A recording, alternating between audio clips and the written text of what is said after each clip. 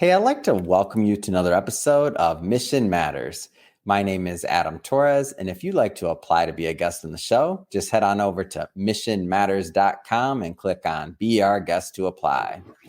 All right, so today I have Joanna Pineda on the line. She's founder, CEO, and chief troublemaker over at Matrix Group. Joanna, welcome to the show. Thank you so much. Oh Great my to be gosh. here. I was just saying, kind of as we were warming up, I'm like, I've been privileged to have you attend our Clubhouse events and our Twitter Spaces events and to get your insight. And I'm like, finally, we got some one-on-one time. I get to get you on here to do an interview so that our other audiences can benefit. So, hey, just want to say thank you for coming on.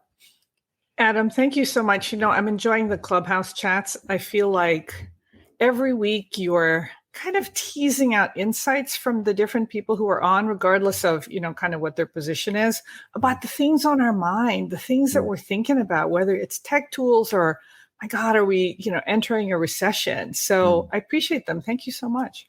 Awesome.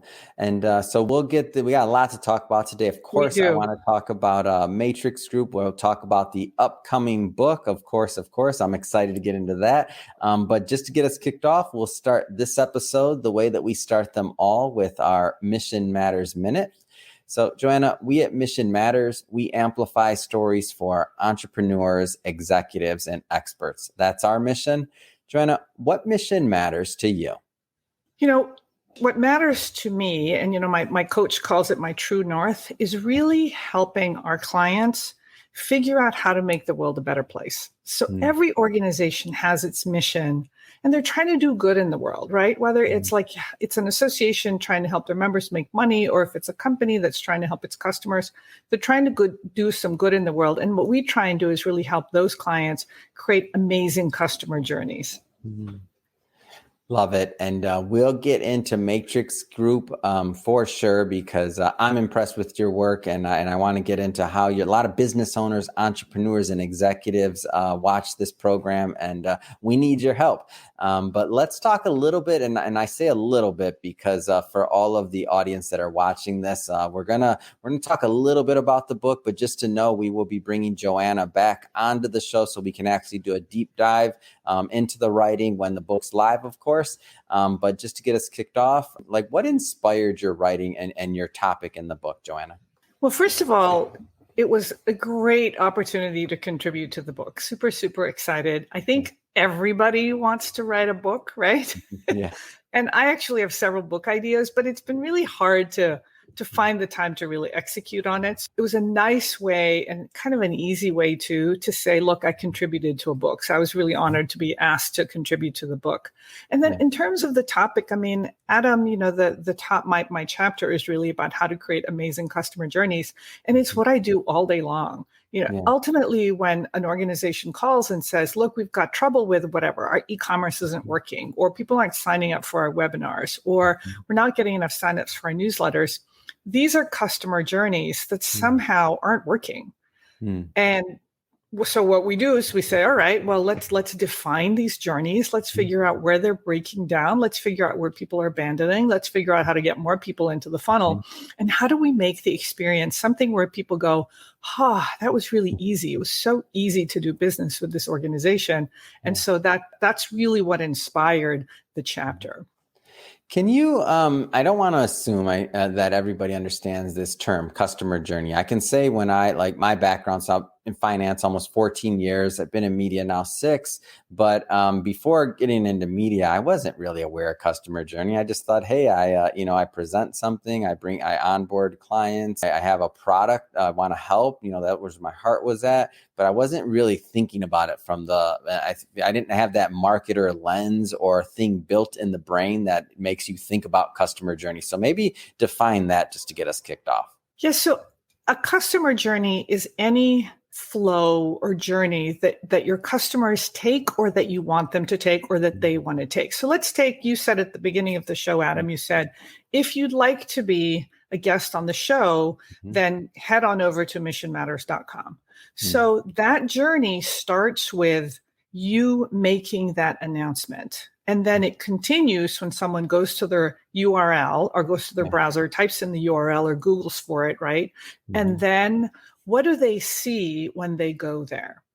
And then is it easy for them to figure out on the website how to apply to be a guest on the show? Or do they have to, hunt and peck because there's so much going on the website? Yeah.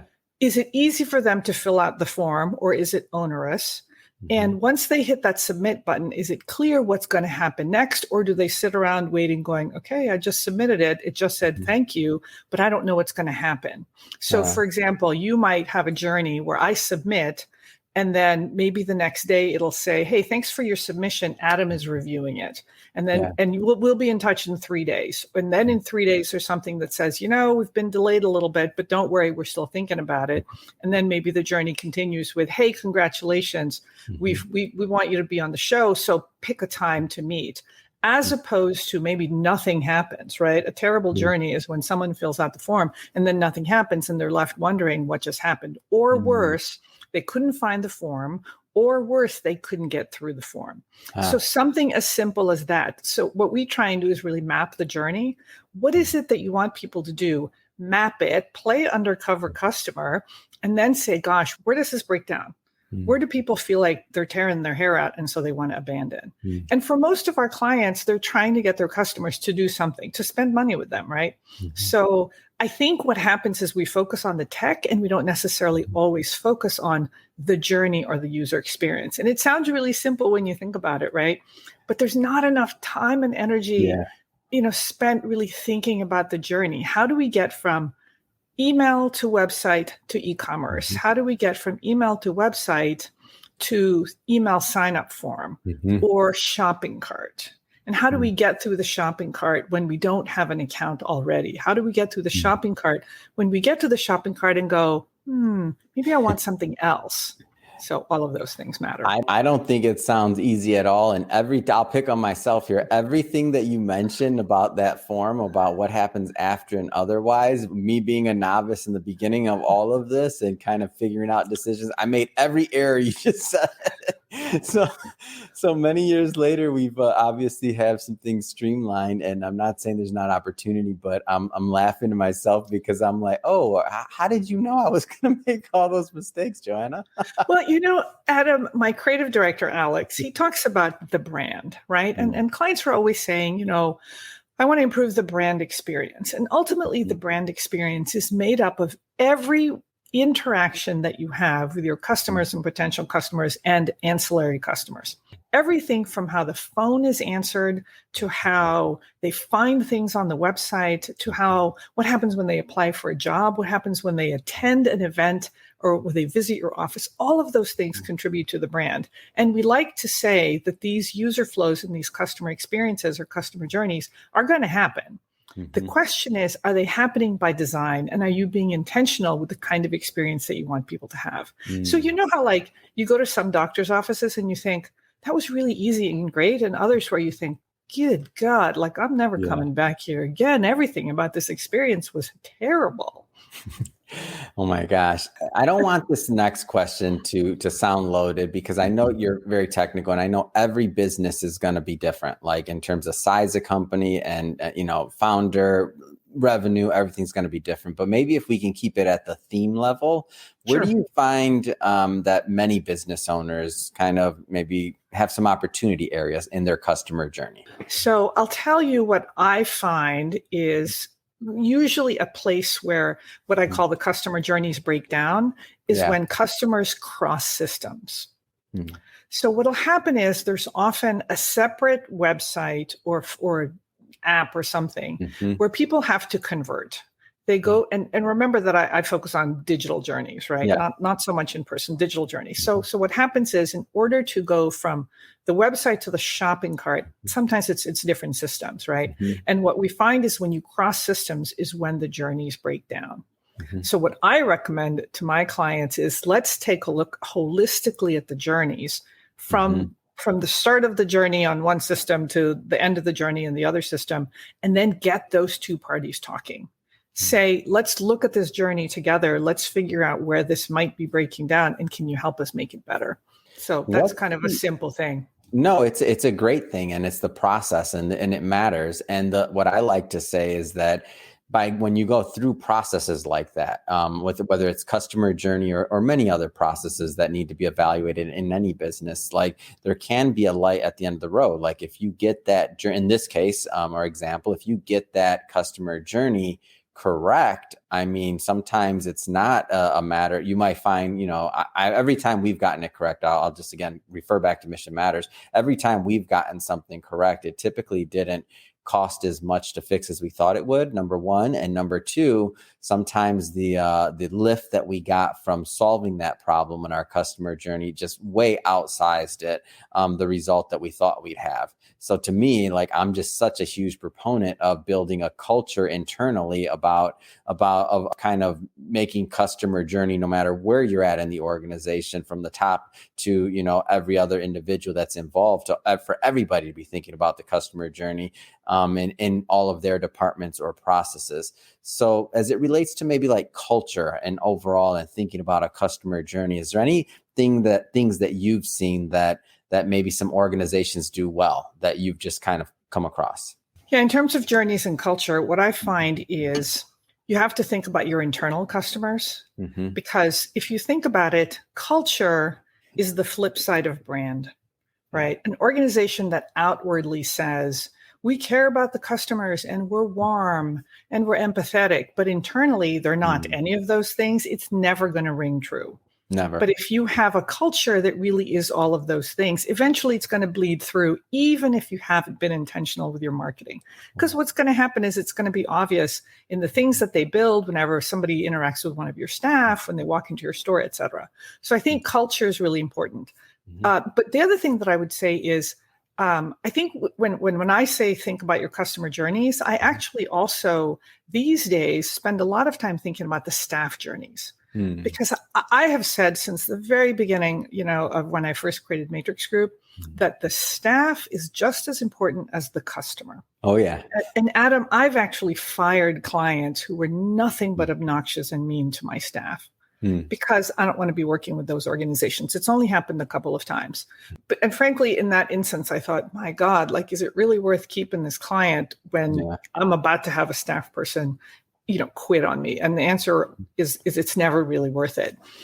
So I say, as you're mapping your customer journeys, think about your staff as well. So think about, Adam, I was just at a conference on benefits communications, because I got a lot of clients in that space and we're talking about communications. And there was a session on the Great Resignation.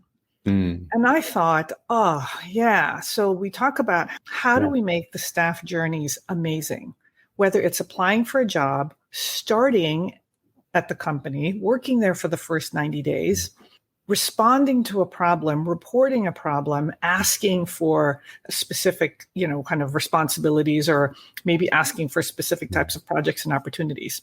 What's that experience like? And how do you make it amazing so that your staff say, what a great place, and hopefully it never crosses their mind to leave? Taking it from maybe another angle, how do you get maybe like feedback, or how does the customer play in kind of helping you to determine what that journey should look like? Ooh, that's a really, really good question.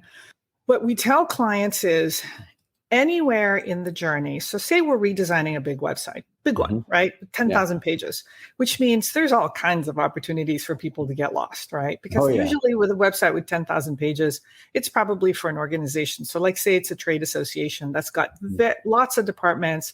They got 3 publications, 1 magazine, a convention, multiple events, all that, white papers, they do government affairs, et cetera.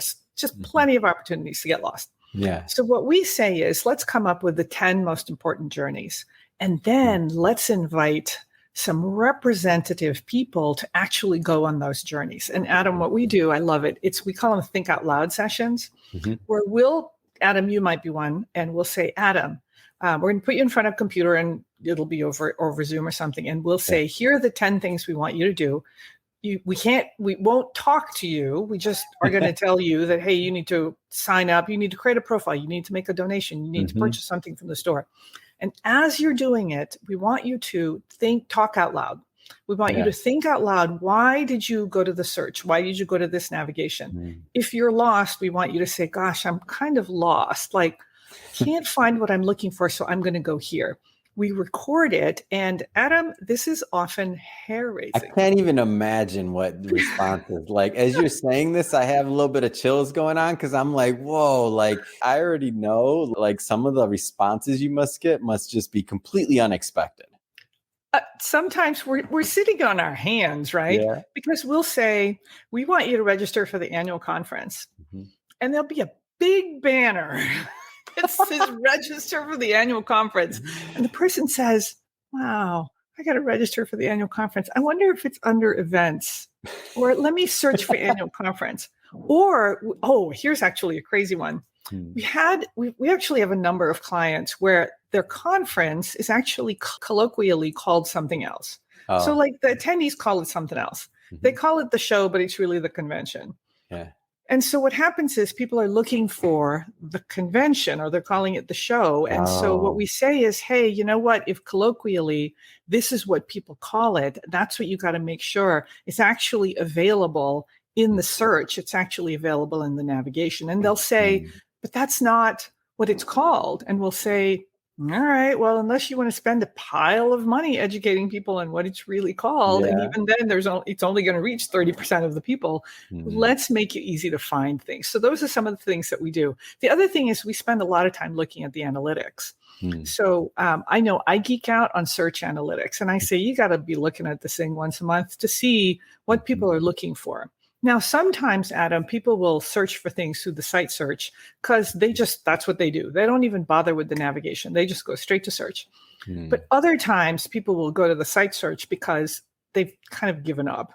They can't find it any other way, so they'll go to site search. Regardless, you want to look at the site search because that is the clearest kind of indication of what people are looking for. And then you also look at the analytics to see what people are clicking on, where people are navigating.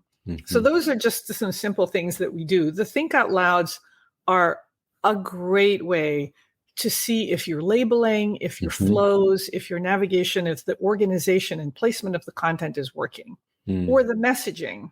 And if somebody's watching this and they're thinking about like where to start, right? So where does somebody start, whether it's their thought process? Obviously, at the end of this, I'm going to give you the opportunity to leave a contact information. So call Matrix Group, right? But I mean, like, where do you start? Because a lot of times when an organization's that's thinking about their website, especially let's talk about like that website, like, 10,000 pages, like you're mentioning, like big organization, right. Like when they mentally or organizationally, I should say, are thinking about, okay, now we're going to do this. Like, where do you start? So there's a couple of places where you start. The number one thing is try to identify who the target audiences are. And I'm not a big fan of clients saying our members or our customers, because that's too vague for me. Yeah. If somebody says, I am going after sheet metal contractors or general contractors, I'll say, okay, now let's be a little bit more specific. You're going after general contractors because you sell, whatever, estimating services, or you're a concrete, subcontractor. So the question is, who's your audience? Is it the CEO? Is it the training guy, the safety guy, the purchasing guy, the design guy? Who is it? Because it's going to be really different. And then we'll say, okay, so let's fit. And you're obviously going to have lots of different audiences. Yeah. And then we'll say, all right, now what do they want to do? So let's define the journey. Well, the concrete guy who wants to do business with the general contractor, or the general contractor who's looking for a concrete guy, what do they want them to be able to do? So what you do is you start mapping the journey. So let's say I sell dog treats, right? Or let's take an association, because I have a lot of experience with associations. Yeah. It's a trade association, and one of their biggest conversions is register for the annual meeting. So that's a journey. Then maybe their other next big conversion is they want people to buy something from their store. The next thing is they want people to just read their legislative updates. Forget sending a letter to their congressman, just read their leg updates. And then maybe they want them to create a profile, because they just need more people in their database. So we say, come up with the 5, 8, 10 most important tasks or journeys that you want, and then do them yourself. And have 3 other people in the organization do those journeys, and then be honest and say, was that wonderful and amazing, or where did it fall short? Yeah. Something as simple as, is the search on your website working, can be really fraught. Actually, I'll give you an example. We had a client that said, gosh, we have people who complain all the time that they can't find anything. Turns out everyone complains about search. It's like, everyone does. So what we found out was this was a scientific organization, and they had the website and they had the journals. And the journals were with a third party, and the journals had their own search. And the website was over here and it had its own search. So if you were over here and you were really looking for the content over here, there was no way in heck you were going to find it, but it wasn't obvious. Yeah. Right. So you either figure out how to make it really obvious on the website that, hey, if you're looking for content that might be in the journal, go here. Or, Adam, you figure out a way to make that site search both sites, if that makes sense. And obviously, technically, that's possible. It just takes time and effort. Yeah. So, but once we figured out, people kept saying, "Oh, we can't find anything. We can't find anything." And we said, "All right, give us examples of the things that you can't find." And so we go back to the client and we said, "Boy, they really aren't able to find that." And they said, "Oh, they're looking for the journal. They go over here." People don't know that. Yeah. Oh, so we've covered, when somebody starts. So let's say that they're, obviously in the middle of the process. And I guess where I want to kind of speed up to is, so a lot of these big initiatives sometimes don't maybe hit their goal. I don't want to say fail, but maybe some of them fail. But why do you find that big projects like this sometimes just don't hit their mark? That's a really good question. I think they don't hit their mark for a couple different reasons. One is project management has to be spot on. Yeah. You need people who at the beginning of the process are defining what needs to be done and have a really good idea of how to get it done. So when people say, I'll tell my team, look, you need a timeline and you need a week by week timeline for what has to happen, because then you have a sense of are you behind or not? Yeah. So that's the first thing. I think the second thing is that often these project plans don't include everything that need to be done. And I'll give you an example. If it's a client working with a vendor, the vendor is going to manage their own tasks. But really, we as vendors, we actually incorporate the client tasks into our timelines, because say we're doing a website redesign. If we say, okay, client, you're in charge of the content and you're going to give everything to us by June 1st, but we haven't incorporated their tasks into our timeline, Adam, June 1st is going to come and it's going to go. And that content's not going to be ready. Yeah. And so in March, we need to be saying, how's that content? So that then we can have a conversation. They'll say, it's really not coming along at all. And we'll say, all right, well, we're launching in a couple months. So what can we do to work together? Yeah. That's the second thing. And then the third thing is, I think that people get blocked where they'll say, well, I'm stuck. And they don't have a way to figure out what the next action is. They'll just say, well, I've been waiting for feedback from my boss. Well, that you're stalled at that point. So you got to figure out a way to keep it moving.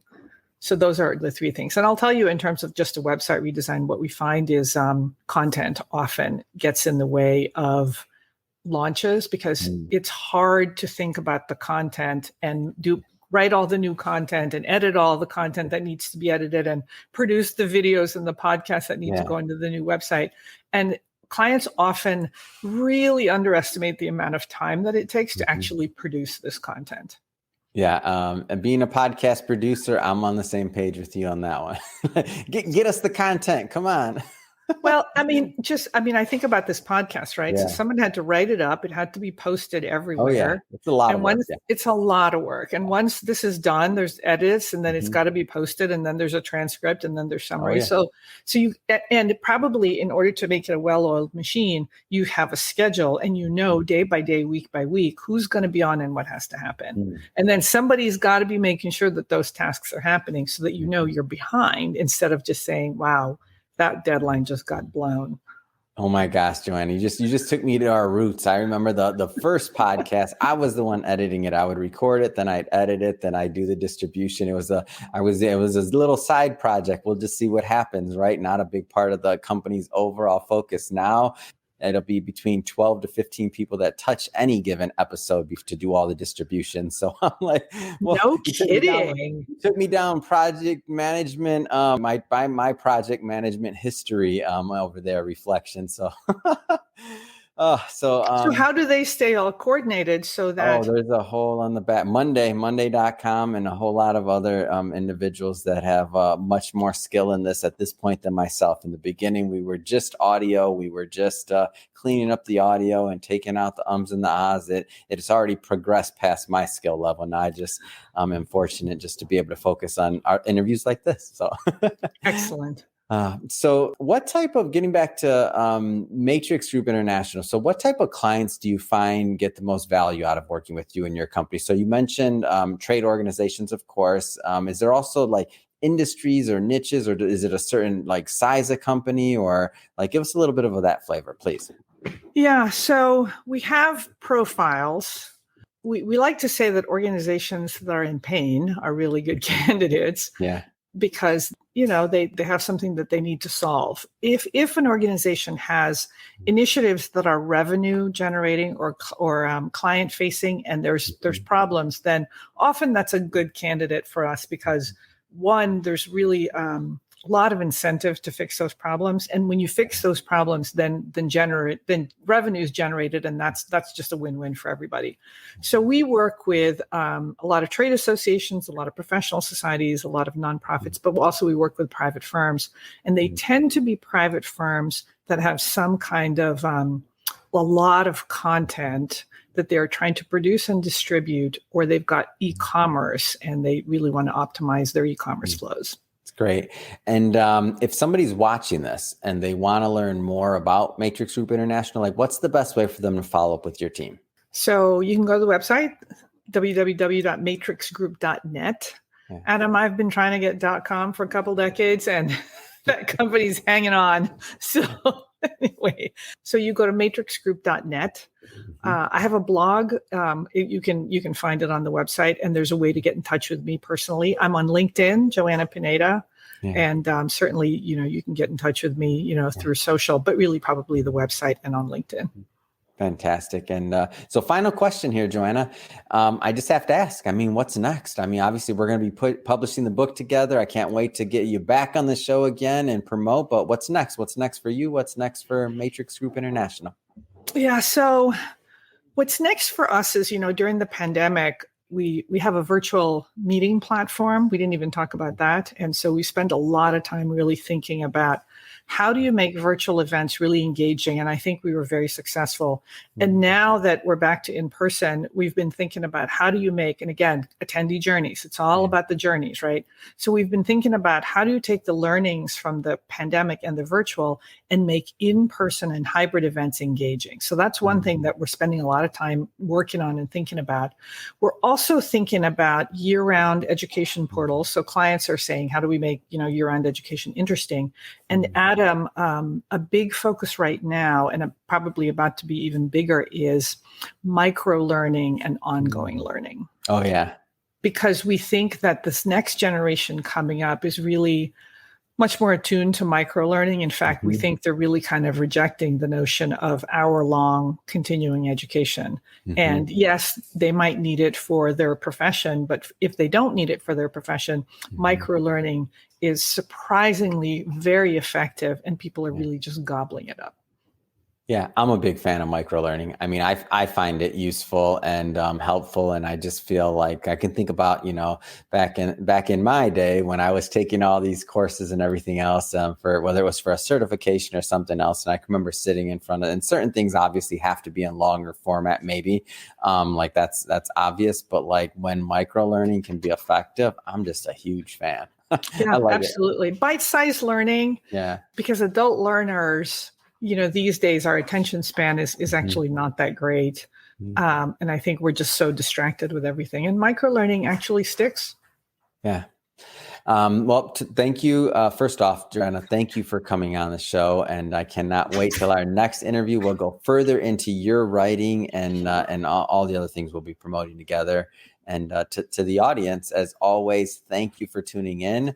Hope you got a lot out of this. I sure did. If you did, this is your first time with Mission Matters or engaging with our platform. We're all about bringing on entrepreneurs, executives, and experts and having them share their mission, why they do what they do, how they're doing it, and what we can all learn and gain from it so that we can all grow together. If that's the type of content that you're into or sounds interesting or fun or engaging, hit that subscribe button. We have many more mission-based individuals coming up on the line, and we don't want you to miss a thing. And Joanna, again, until the next time, thanks again for coming on. Yes, and I'll see you on Clubhouse tonight, or I'll hear you on Clubhouse tonight. Thank you all. Thanks so much. Bye-bye.